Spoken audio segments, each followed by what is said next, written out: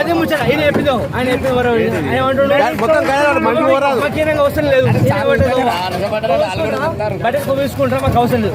కానీ చాకలవానిపల్లి గ్రామస్తులకు గంట సేపటి అటొక 50 బండ్లు ఇటొక 50 బండ్లు మనుషులందరూ నిల్చుండి పోయిండ్రు. మాకు ఏం చేస్తారంటే గ్రానైట్ తీసుకోపోవద్దు బయటికి అన్నాడు. ఈ రంగం రాకుండా చేయండి. గంట సేపు అవుతుంది మీకు ఉండబట్టి కడిపోయిన వస్తాయి. ఎవరైనా ప్రెగ్నెంట్ వాళ్ళు ఉంటారు, వాళ్ళు బాధపడతారు. బాధపడే మేము కాదు సార్. తీస్తారు కానీ అట్లా ఓడాడు ఇవ్వాలి.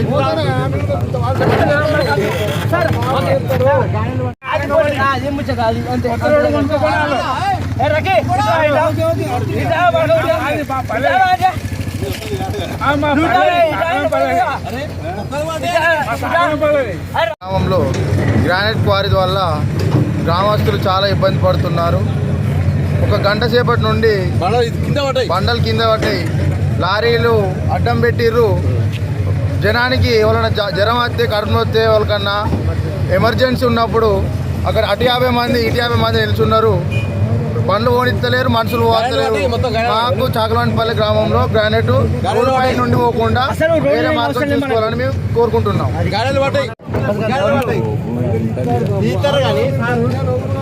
అట్లా ఓడాడు